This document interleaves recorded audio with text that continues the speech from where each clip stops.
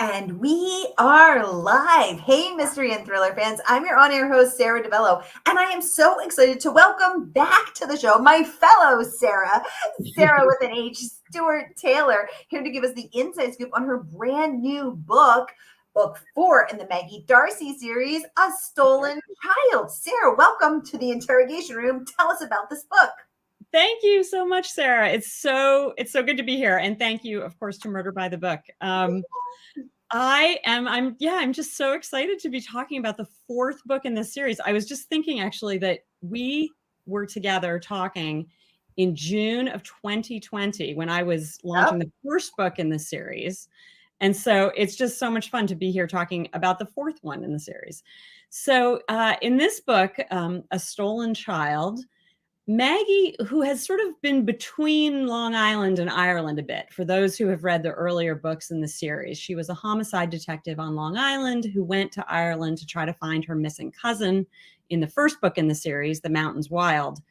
And then there's a love interest. And in the second book, she's sort of between Long Island and Ireland. In the third book, she's sort of trying to decide if she can make a life in Ireland with her now boyfriend and their children.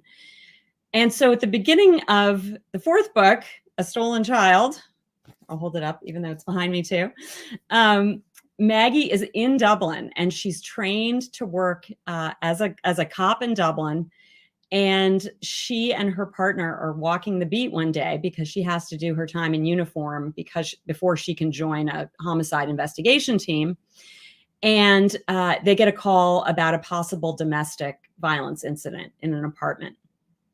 They go, the woman answers the door, says everything's fine, they can leave, there's nothing wrong. And then 3 days later, they're called back and they find she's been murdered. And not only that, her toddler daughter is missing. And so Maggie is immediately thrust into a really desperate and tense nationwide manhunt for this killer and kidnapper. And that's where she is. And she's, she's happy to be back detecting in an official capacity, I'll say. Well, Maggie's thrilled to be back, and we're thrilled to have you back, Sara. It's so fun to have you back for book 4 after last talking to you for book 1 during the dark days of the pandemic. I can't wait to get into every delicious detail. We've got so much to talk about. But first, I just want to welcome everyone because we are going live to 7 different destinations across Facebook and YouTube. So, hey, mystery-loving friends, no matter where you're watching from, you're in the right place. This is the right time. It is Mystery Monday, and because Mondays can be murder, we're going to make them a little less painful for you. So if you've been here before, you know the drill. And if you're new, we're so happy. Here's the drill. Every Monday, I give you my handpicked featured authors, and you get to ask them anything. So ask Sara about her writing process, her creativity, relationship with her characters. We have so much to talk about this Maggie D'arcy. We got so much to talk about. So just go ahead and get the questions going in the comments. I'll get them right over to you. Now, if you are watching from a private Facebook group, everyone else in the group can see your name, your profile picture, but those of us outside the group won't be able to see because of Facebook's privacy settings, and that's okay. Very on brand for Mystery and Thriller Mavens. So we have someone saying hi, Sara and Sara. We are now Sara squared, I think. Sara squared. I like it. Sara squared. So Sara, I want to kick off. Oh, someone else saying, I love the cover. I'm reading now. Hi, this is Wendy. Hi, Wendy. It is such a gorgeous cover. So Sara, tell us about the cover. Did you get to choose it? Did you have any input? Was this the first, the 100th? Give us the scoop. Yeah. So my publisher, Minotaur, really does such a great job with covers. And, this one, it's funny. This was one of those, sometimes they send them and you kind of think, I like it, but I want to change this. I want to change that. And this cover really, like, when I saw it, I just sort of thought perfect, because this book is set in the Portobello neighborhood of Dublin. And this photograph is from a street in the neighborhood, very close to where I sort of imagine the victim lived. So this is a scene I've walked by many times when researching the book, and it just feels perfect. And I love what they've done with the mood here. There's a real sense of menace, and you have this sense of, who's living in these houses and who might be watching them. And the cover, I think, really captures kind of the claustrophobic quality of the neighborhood in the book, where people are kind of, this terrible, terrible thing happens, and people all of a sudden are kind of looking at their neighbors and wondering, who's living next to them. So yeah, I absolutely love this cover. Yay. Wendy, thank you so much for the comment. And Sarah, thank you for the backstory. That is so cool to know that photograph is actually from the Portobello neighborhood in Dublin. In the 3 years that I've been doing this, you are only the second author, the other being Ellie Griffiths, who placed her book in London. You're the second only who's actually had a cover that is authentically true to the neighborhood in which she writes about. That is so cool. That's really and so cool that you walked past that very place. Oh yeah, like many, many times. Very cool. Okay, so let's talk about your research. How many times did you have to drag yourself to Dublin and suffer there among the beautiful, Irish landscape, and suffer with the wonderful, friendly people, just having a fabulous time, but doing it all in the name of research? Yeah. So, I try to get over to Ireland to research these books. Every year would be great. I don't always get over every year, but I think since I started writing the series, I've gotten over at least every other year. And I go for a few weeks. I stay with friends. Generally I stay with friends in Dublin, and then I sort of rent a car and drive around the country a bit by myself. And I'm usually sort of doing research on two tracks. So the first one is I'm doing really intense research for my work in progress, for the book I'm right in the middle of. And I know the plot and I know what happens. I know where it takes place. And then I'm also doing research for a future book. So I'm sort of scouting locations for books that I'd like to maybe write in the future for the series. And sometimes I know what the next book will be. So I'm really able to kind of do both of those things. So let's see, I was last in Dublin in late 2001. 2021. And I spent like 10 days in Dublin, really kind of spending most of my time in the Portobello neighborhood and just, talking to people and eating and, visiting all different streets and taking lots of photographs and videos. And then kind of drove around the country and did some of the scouting for the next book and perhaps the book after that. Oh, thank you for, taking on this Yes. dreadful task. It's so hard. It's really, you should feel very sorry for me because sacrifice for all of us. And thank you for going to the beautiful city of Dublin for us, where I've also been blessed to go, and it is indeed extremely delightful. And I am just putting it out to the audience who selflessly volunteers to be Sarah's research assistant on her next. Carry my luggage, perhaps. Hold my pint for. Debbie joining us from Arizona says she volunteers. Okay. She's available, Sarah. Absolutely. I bet we're going to have a few more too. But let's make it you should be running, trips, come and see the Portobello neighborhood, and we'll go around and see where the world in which Maggie D'arcy inhabits. I would love that. Maybe someday. Randy, welcome to the conversation. What a cute kitty you have, saying this book cover is so awesome. It really is. It's so beautiful. Thank you. I agree. So Sarah, I just wanted to ask, why the Portobello neighborhood? Oh, Randy's volunteering, him and his wife. You're going to two volunteers for one there with Randy. Yes. Okay. Randy, his wife, and Debbie are in so far. Who else? Why Portobello? Why, Dublin? I mean, why not Galway? Why not, or a city, one of those vague cities that we never really know where it is? Why Dublin? Why Portobello? Yeah. So, I knew that this book was going to be set in Dublin because Maggie's boyfriend, Connor, lives in Dublin with his son. They own a house, and I knew that Maggie and her daughter were going to settle there, and that they were blending their families. They were going to, kind of try to, they've been long distance, and they're sort of trying to figure out how to make a go of this relationship. And so I knew she'd be in Dublin, and I knew that if she was going to, if she was going to go to work, as a guard, she would have to, sort of be situated in one place. And I knew that I wanted kind of an insular neighborhood, a neighborhood that had some really interesting history, a neighborhood that was in transition. And when I talked to Irish friends who had grown up in Dublin, and I said, all right, this is what I'm looking for. My murder victim is a young woman who's been trying to work as a model. She's a reality TV star. She's got, she sort of is in this world of design and media. Like where would she live? What would be her neighborhood that she would kind of hang out in? And and many of them said, I'd go take a look at Portobello. I think that would be a great neighborhood. And it was actually a neighborhood I knew pretty well from when I lived in Dublin. And so, as soon as they said it, I was sort of like, yeah, that's, the canal is right there. And there's fascinating history. I love the history of that neighborhood. So it was a good recommendation. And also, this neighborhood full of history opens with a scene with a trapped duck, duck who has fallen down a drain pipe.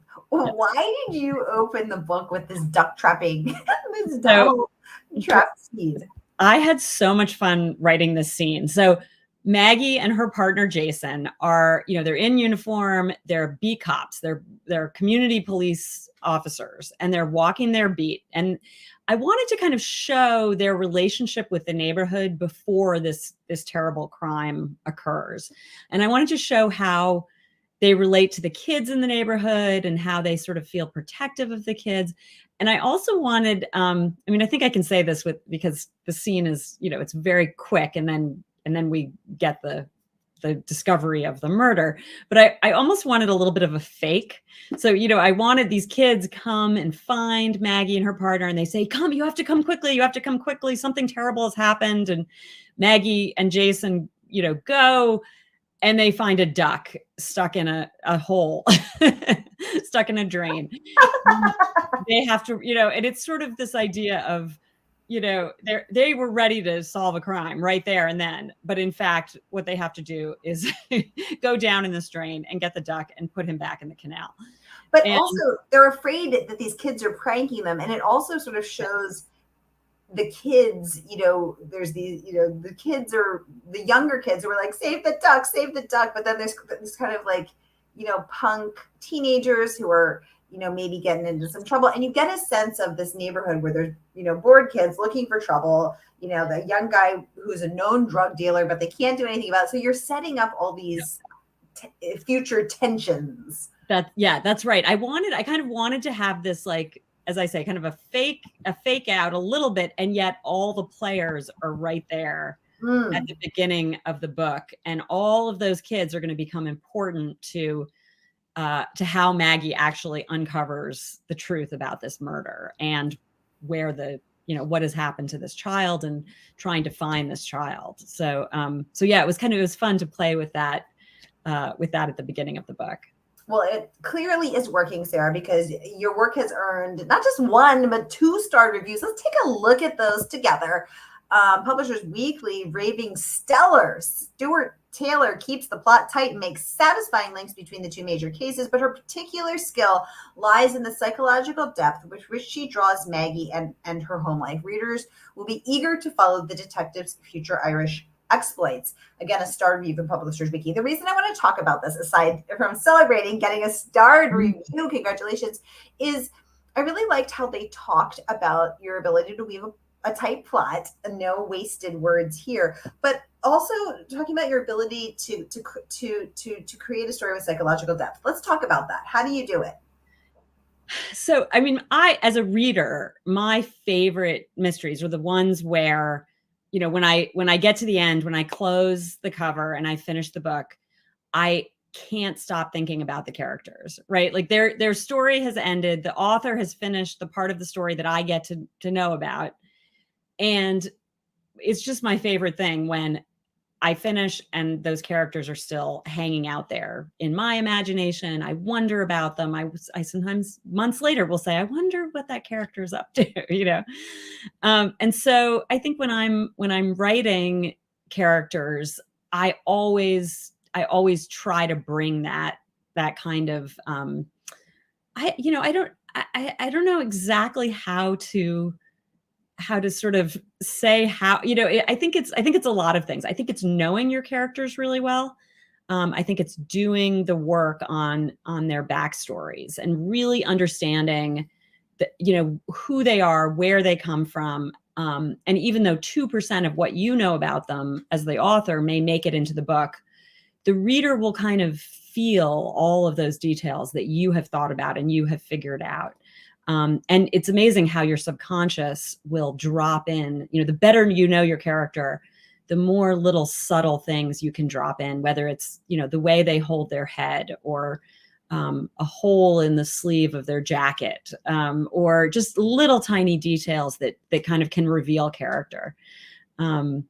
So that's knowing your characters, I think, is the first step to really making them rich and multi-layered. What a thoughtful, lovely answer, Sara. So let's hear about your process as the creator of these psychologically deep characters, on how you get to know them, on how you get to know their backstory so well that you are able to populate the story with those careful touches. So I actually have kind of a fun answer here. So many years ago, I was talking to a friend who's a therapist, and we were somehow she was telling me about her process when she's getting to know a new patient, a new client. And she described for me this questionnaire that she has her clients fill out. And it asks things like, where were you born? Who was living in your house, when you were born? Tell me about your parents' occupations. Tell me about your grandparents' occupations. What, any traumas in your childhood, all of these kinds of things that therapists like to know before they start working with you. And as she was telling me this, I just kept thinking, that's really similar to how I approach writing characters, right? Like those are all the things that I want to know about my characters before I start to write them. And so I actually asked her if I could have a copy of her intake form. And I, over the years, I've kind of edited it and changed it and kind of made it fit my purposes. But I do one of these forms for all of my major characters and some of my minor characters. And I find it just really helps to, the fact that I know, how much money Maggie's parents made every year, the year she was born, and when they had gotten new furniture, and how old was their car, and just things like that are they're just incredibly powerful, because it affects everything about how she interacts with the world and how she handles money and how all of these things. So there's an example. If for writers out there, if you have a friend who's a therapist, you might be able to snag a copy of their intake form. but and I'm loving this. I am fascinated, but I'm just wondering, when your friend, the therapist, does this, the person answers. So you say to me, "Hey, Sara, who was in your house when you were born?" But when you say that to Maggie, it's just crickets, because Maggie's not real. So how does that work? She's real to me. I mean, she's real to me. And I mean, do you hear a voice? She absolutely. Yeah, absolutely. I mean, I feel now that I've been writing about her for a few years. Yeah, she is. She's a voice. She's she's sort of a presence. And I have a few different ways of kind of channeling her. When I sit down to write, I have a few sort of thought exercises I do to just kind of, lock into her consciousness, so I can kind of write from her point of view. But yeah, and then sometimes it's just making it up. If I don't know the answer, sometimes I'll just try something and see if it feels right. And it may change later. So when you're sitting there and you're filling out the form, you say, "Maggie, how much money do you make?" or whatever. You hear Maggie with her Long Island accent say, "I make," and then she says, whatever. And I have no idea how much police officers or Garda makes in Dublin. But you hear her say, "Sara, I make this much money." A voice you've never heard in real life. More or less. I think some of the details are more kind of, things that I fill out. But then when I'm writing, I see kind of the results of those details, if you know what I mean. And that's when I really hear her voice, when I'm actually putting her on the page. Very cool. The other star review that you got was from a Library Journal. Congratulations on that. Let's take a peek at this one. They rave about your ability to create, quote, a step-by-step riveting police procedural filled with red herrings. So let's talk about both parts of that. First of all, I love me a good police procedural because secretly I want to be a detective, so I get to live vicariously through that dream on the page. So what is your research process like on the police procedurals? Are you talking to Garda people, Garda officers? And then let's talk about the red herrings. How do you plant them so it's not, too obvious, but it's not so obscure that you're like, overwhelming us? Yeah, that's the trick, isn't it? Yes, it is.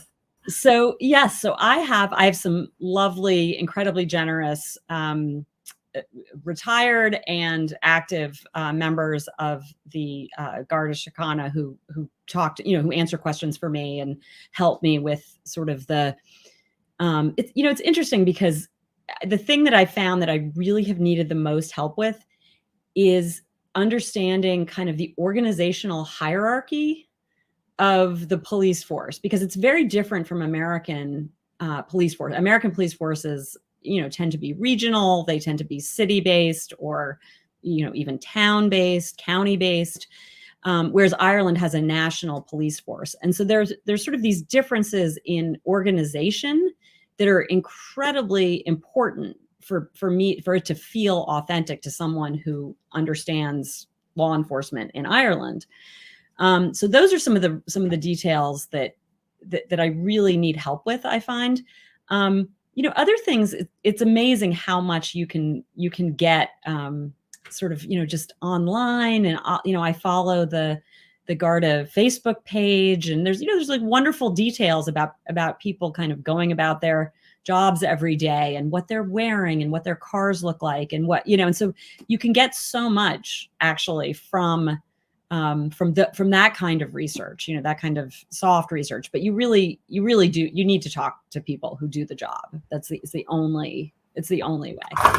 Yeah, because it would have been easier for you just to set it in Long Island, to stay on the side of the pond that you're most familiar with, but you rose to the challenge again, selflessly undertaking this research to go over there and set it over there, which is, I didn't realize the Irish police system, was so complicated, but now that makes sense. Yeah. So yeah, and then red herrings. I love a good red herring. I think I think because I sort of cut my teeth on Agatha Christie, and I love like really twisty, like those kinds of plots. And I think I always have to be careful that, as you say, you don't want it to seem too, out of left field or whatever. But God, I love a red herring. It looks like someone else does too. Or no, that's me. I love a red herring. But I think the way you drop them is, I always try to like get a step ahead of myself. So like I know what the red herring is, and I drop it in, and then I kind of go back and obscure it with attention. Like I pull the reader's attention. So I have a character, like I have the red herring there, but a character might, like at the exact moment that the red herring appears, a character might trip and fall, for example. So the reader's attention is kind of pulled away, but it's still there. And I think that's, for me as a reader too, that's when I feel like I got caught, right? Where I get to the end and I say, wait a second, I don't remember that. And then I say, oh yes, I did. I do remember that. I did see that, but they pulled my attention away.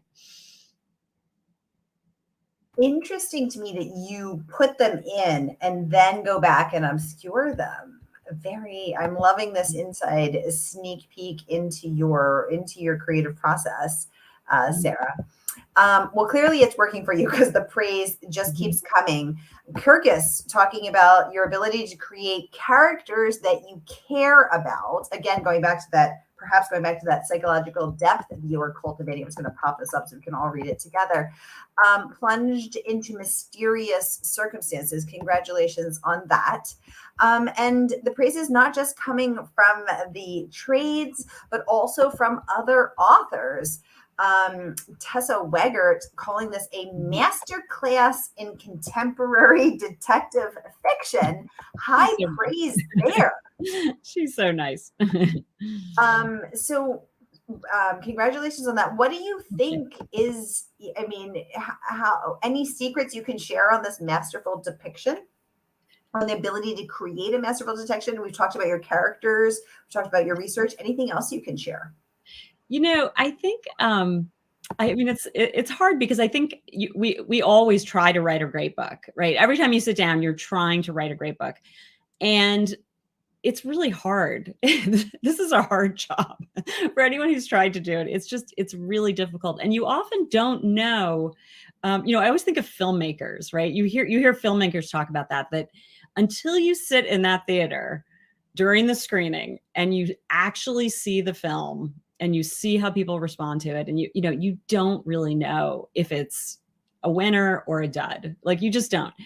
And books are similar in that way. It's like sometimes everything feels right when you're writing the book and you love it, and for whatever reason it just doesn't capture people's attention. And then other times there's a book that I've heard friends talk about this, that they were like, I didn't think that was going to be my big book, but for whatever reason people loved it. And so I think there's an element of kind of magic to all of this, that you do your best, you sit down and every day you try to do your best, you try to tell the story in the most beautiful way you can.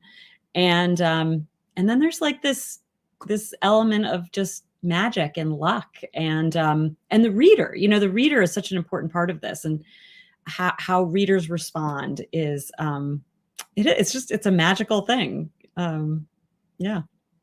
Well, the magic is clearly working for you, Sara, because the praise is just so incredible. Flynn Berry also raving, saying, I'm going to pop this one up as well, saying that A Stolen Child is literary crime at its most complex and satisfying.